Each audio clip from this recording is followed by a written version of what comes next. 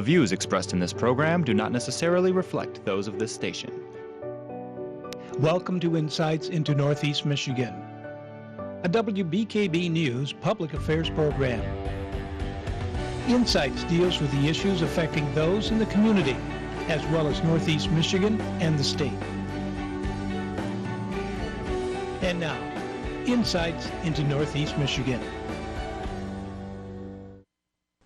Good morning, everyone, and thanks for tuning in to Insights into Northeast Michigan. I'm Lindsay DeLucia.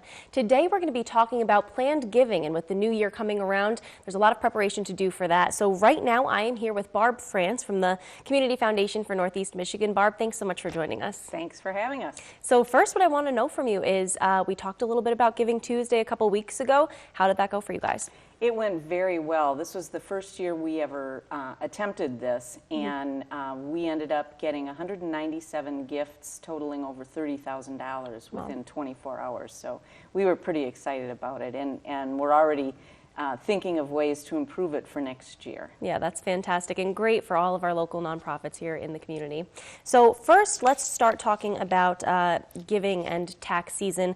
It starts with the new year, really. So tell me a little bit, is this a busy time for the Community Foundation? Yes, definitely. We get a lot of gifts in December because people are planning their year, whether it's for tax reasons, which is not really why people give as a general rule, but they want to complete their, their plans for the year, and if they hadn't made a charitable gift yet, they want to make sure to do that before the end of December. So we get most of the largest amount of gifts that we receive in December. And this is usually every year? Every year, yeah. So, and tell me a little bit, I hear a lot about planned giving. What is that? Tell me more about that. Well, planned giving is basically to, sometimes it's to plan gifts during your lifetime. Most often it's to plan gifts after you've gone. And what we want folks to remember is that if you don't plan for what happens to all your assets when you're gone, the courts or the IRS will take care of that for you. So if whether it's a large estate or a small estate, you should have at least a will to leave instructions as to what you want done with your assets after you're gone. And then including a charitable gift in that can be beneficial to an estate, depending on the size of the estate. But the most important thing is that you will be able to control what happens to that gift in perpetuity if you give your gift to the Community Foundation in a permanent endowment. But another important thing about planned giving is that oftentimes people are a bit hesitant to make gifts or any significant gift during their lifetime because they want to be sure they have assets to cover their own needs throughout their lifetime. But if they plan a gift for after they're gone, oftentimes that can be a much more significant gift than if they just had to open their checkbook. So it's a way to really think about what is important to you and then plan for that when the time comes. And for those people who, like you did just say, are worried about making a planned gift because they're not sure if they're not going to have that, what kinds of things do you advise them, or is there maybe some planning that they can do for that? Well, there's a lot of different planned giving vehicles. I'm not going to go into the technical things. I think we've got somebody else that's going to be talking about that. But it's important that they understand that it can be very simple. It doesn't need to be, just a simple will take care of a lot of that. So it doesn't need to, it's not something that you necessarily need to have attorneys drawing up all the documents. It can be very simple. And also, I think it's important for people to realize that you don't have to be wealthy to do this. It's important to have, to be planning for your estate, whether you've got $20,000 in the bank or $2 million in the bank. It's important that you be the one to make the decisions about what happens to that money. Of course. So tell me, do all planned gifts become part of an endowment? How does that work? No, they can if the donor wishes them to. The donor can establish a new fund at the community foundation or put their money into a fund that's already established. It does not have to be a permanent endowment. We encourage permanent endowments because we believe that they can have the most impact on a community over time. But it doesn't have to be a permanent endowment. And they can choose where it would go, what it would be used for.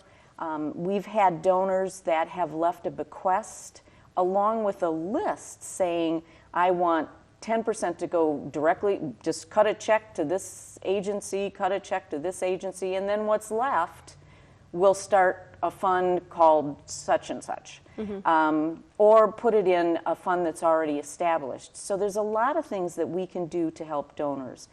It's very helpful for us to know ahead of time if they're considering a planned gift to the community foundation, because we can make sure that it's something that we can administer. So we encourage folks to come forward when they're considering it. It doesn't mean that if their situation changes, that they have to still give the gift to the community foundation. It's a revocable gift. And so we can plan it so that when and if the community foundation does receive the gift, we will know exactly what to do for it. And we've got all the understanding very clear between the donor and the foundation. And this may not be a very concrete answer that you have for me, but how often or how many planned gifts does the community foundation see? Well, we have a legacy society that is, when someone makes a planned gift, we add their name if they agree to our legacy society. And we have about, I think, 40 members of our legacy society right now. Over time, certainly we want that to grow.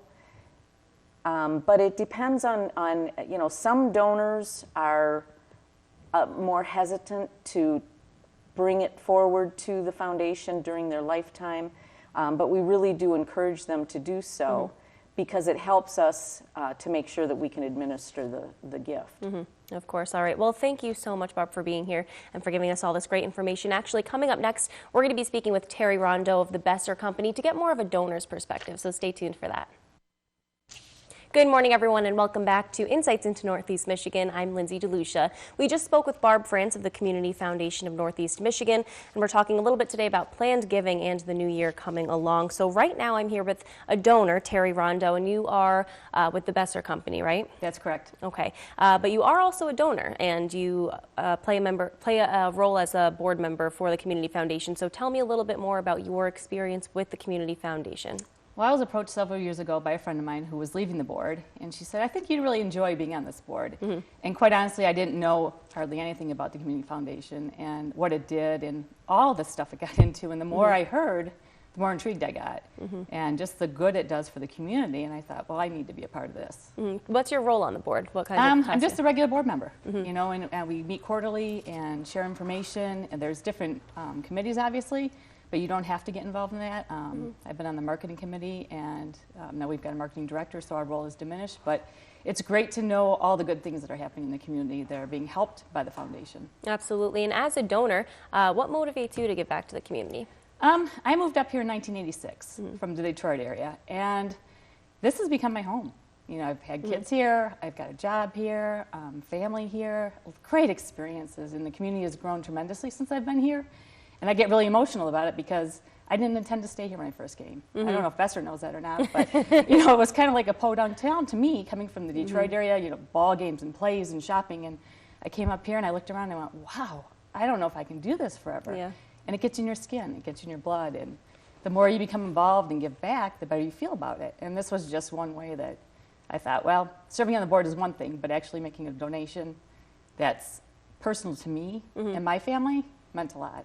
Absolutely, and like you said, there are a ton of ways to give back. Why do you choose to do that through the Community Foundation? Well, there's a lot of avenues to give. And I can, like Barb had mentioned earlier in her interview, I can designate where those funds go. I can leave them open-ended. And it's something that I could do from my perspective, rather than leaving it for something for my kids to decide or somebody else to decide. And so if I give back, maybe the next person will be able to give back. And it's a way to keep it going for future generations. Because without that, we're going to stagnate. And we don't need that. We need to grow. And we need to expand, and we need to make more opportunities. And these groups do so much that all they need is a little help along the way. And the Community Foundation lets everybody kind of leverage their resources and do that. Tell me a little bit about some places or avenues you've gone down, giving-wise. I think my donation to the Community Foundation, I kind of leave them open-ended, quite honestly. My personal giving beyond that is more specific through like the United Way and those types of things. This is one that I just kind of, where the need is going to be is where the money should go. Because when I'm gone, I don't know what those needs are going to be, but they do. Yeah, of course. And tell me a little bit why you think planned giving is a great aspect. Well, when the whole Legacy Society came up at one of the board meetings, and I was just getting ready to do a new will, and I thought, well, why not do that? And it was easy. And for me, you know, I'm not a big money person. It's not one of my interests. It's something I have to do. So I went to my attorney and I said, okay, now this is something I want to put in there. And he said, great, that sounds wonderful. He drew up the papers, I looked them over, I signed them, and that was the end of it. Took it over to the Community Foundation, and that was the end. I never have to think about it again. And how do you see the Community Foundation and these funds that they put towards local businesses? We were just talking about Giving Tuesday, and that was a huge success. So how do you see it impacting the community immediately and even down the road in the future? Well, it takes all of us to make these things work. And some organizations are really good at marketing, and they're really good at doing programming, they're really on the ball with their resources, and the money kind of flows through the foundation, they administer stuff. Some things are startups, you know, they need some help getting started, and the Community Foundation has got all this expertise right there that can help them to grow and help them to get started and help them to be successful. And so there's tools there, there's people, and then if they don't have the answer, they know where to go to get the answer. And so to me, it's like the place to go to get that. And I couldn't see getting that anyplace else. And since this is my home, it made perfect sense. And now Barb also talked a little bit about some people are hesitant to take part in planned giving because they're not sure down the road if they're going to have that money when they're gone. How did that kind of cross your mind? Walk me through the process of you making that decision. It was kind of a no-brainer, and it sounds kind of like a cop-out saying it that way, but I've got 2 children. One will probably stay in Alpena, and one will probably go away. I've made my life here, and I think it's important to keep some of those assets here, regardless of where they are. And so it was one way that I could do that and be sure that that was going to be part of my legacy. You know, it's not going to be a $2 million estate unless something happens that I'm not aware of yet. But it just made me feel good. And when I mentioned it to my children, it made me feel good because they said, really, Mom, you're asking us? And I said, well, it's going to come from your share, whatever that little share is going to be, you know. And they were like, why wouldn't you do that? You do that anyway. Right. And so it made sense. Of course. And so do you maybe have to take steps further in planning throughout this year or next year or anything like that? I'm done. Yeah. I'm done. It's all written down. The package was delivered to the Community Foundation. If I want to get notified, like how the money is spent, that they would be, you know, my kids would be included in that. They can do that. I can be as involved, I guess, or as little involved as I am. And as far as like the actual gift, and they're not going to see anything till after I'm gone. And so tell me a little bit, what do you think, or what would you say to people who are thinking about planned giving? Obviously, you said it's a great and easy experience. Yeah, it is. And it kind of started with me with just like smaller gifts to the Community Foundation along the way. And then this whole thing came up with planned giving, and just me having to go through the whole process of making out a will kind of makes you think along those lines, like, okay, what's going to happen when? And it was one of those things where I thought about it for just maybe a couple days. I talked to the kids about it. I talked to my fiance about it, and it was just, where else is it going to go? I can't take it with me, you know. And this way, I'm assured it's going to do good. A lot of people hesitate to even think about that going forward and starting to make a will. But what would you say to them? Why is that so important? Besides, you know, like you said, you can't take it with you. So it is important to get a head start on that, right? Well, I think it takes a moment maybe in time to make you realize that your life isn't going to go on forever. I had a bicycle accident, and when the EMT looked at me, he said, your helmet saved your life. And it wasn't until then that things started to click. And I thought, I need to start preparing. I need to be prepared. And this is one way I could do that. Absolutely. Anything else you want to add from your perspective here as a donor? No, I just encourage people to donate. Think about it. If it's gifts over time, if it's one single gift, if it's something you're looking at for planning, you know, call the community foundation, talk to your attorney, talk to your accountant. Yeah. There's a wealth of information out there. Great. And we are going to get a tax accountant's side of it. Thank you so much, Terry, for being here with us today. You're very welcome. And so coming up next, we will be speaking with tax accountant Bernie Lamp from Straley Lamp and Kranzline. So stay tuned for that to learn more. Welcome back to Insights into Northeast Michigan, everyone. I'm Lindsay DeLucia. Today we're talking about planned giving and the new season, new year that's coming upon us. We spoke with the Community Foundation and also a donor who takes part in the Community Foundation. Right now I'm here with tax accountant Bernie Lamp. Bernie, thanks so much for joining us. You're welcome. Thank you. So first, just tell me a little bit about your experience with the Community Foundation, over your years here. Sure. Actually, my wife and I are from Alpena originally. Started my career in Saginaw, and then we moved back about 23 years ago. So we've had a long time to be back in the community. Each year, we actually we make a budget, if you will. I guess I probably expected coming from an accountant, but and several of those organizations that we support are affiliated with the Community Foundation. So they could be endowments that we contribute to. For instance, All Saints Catholic School, which has an endowment fund. We support that. As well as I'm trying to think, the Farmers Market. Okay, the Farmers Market has a fund there at the Community Foundation, and so we have supported various causes through the Community Foundation over the years. Absolutely. So as an accountant in your role, do you advise your clients to consider charitable donations? Certainly do. You know, it's something that I think first has to start, in the heart. I mean, charitable giving has to start there. It's not just because of the tax deductions. And so as I'm talking to clients, and they might be asking, how can I save taxes? The charitable contributions are one of the discretionary items that people have a choice. For instance, property taxes may be deductible, but you don't really have a choice as to the dollar amount. I mean, that's determined for you. But charitable contributions are something that you have a choice, the amount that you want to give, and when you give that. And so it is an item that we can talk to our clients about and have some strategy. And whether it's donating cash or property, they have a choice in the matter there too. So you did break it down a little bit. Charitable tax deductions. Explain to me a little more how that works. People do have a choice, like you said. Sure. Well, generally, a starting point is that donations have to be made to a qualified charitable organization. Most people think of it as 501c3 organizations. That's the Internal Revenue Code section that governs that area. And it could be in cash or check. It can be household items. So for instance, this time of the year, people might be looking to make donations to an organization, whether it's Salvation Army, St. Vincent de Paul, Goodwill Industries. They're making donations of household items. And it could be securities, appreciated securities, or it could be real estate. So there's a number of techniques. There's various limits that apply under the Internal Revenue Code. So a person is limited generally to 50% of their income that they are allowed to donate.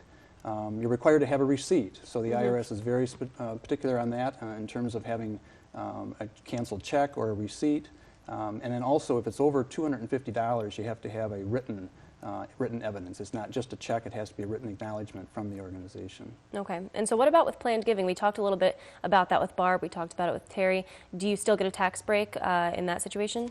Yes, yeah, definitely. And I think, I think of planned giving in maybe three different levels. One is having a plan to give. I mean, rather than reacting to mailings that come to your house, really set out and have a plan. So in a generic sense, like I say, talk about a budget, but you know that you want to support certain organizations and make an action to do that. And so whether it's Community Foundation, whether it's United Way, whether it's your church, to really have a plan to give. And then when we talk about plan giving in the sense of requiring more than simply writing that check, it's looking at various techniques. That could be giving appreciated securities. It could be setting up a charitable remainder trust. It involves, again, a little more involved there to set that up. Charitable gift annuities. It could be naming a charity as the beneficiary of a life insurance policy, or naming the charity as a beneficiary of an IRA. And so there's some very sophisticated or some techniques that can be done, you know, for planned giving. Those are all deductible. If in certain cases the deduction may not be dollar for dollar as to the amount of giving, but it may provide an income source to the donor. And so there's some benefits, not only tax deductions during lifetime.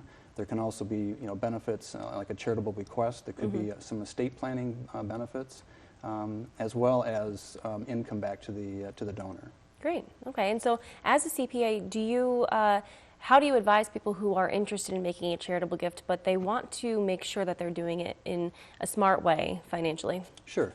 You know, I think that, again, it goes back to knowing their situation, knowing what their tax certain circumstances are, how much income that they have, their taxable income. It really is affected by what's called the marginal tax bracket. And a person could be in the 10 or 15%, they could be in the 25 or 28%. So the higher their income, the higher their tax bracket, the more effective that planning is going to be in terms of a tax standpoint. So there are a number of techniques, and it really has to be a match of what they're looking to accomplish and what's available on, you know, under the tax code. So their planned giving in terms of estate planning, supporting what Barb was saying in terms of, you know, it can be as simple as making a bequest in a person's will, or it could be much more sophisticated, setting up charitable remainder trust, or doing a gift of appreciated securities. You know, we're experiencing sort of an upswing in the market, you know, the stock market right now, and so people may have, look at their portfolios, they may have stocks that were purchased years ago for a lower value than they're worth today. And that's not necessarily a bequest at the time of their death, but it is a form of planned giving to give appreciated securities.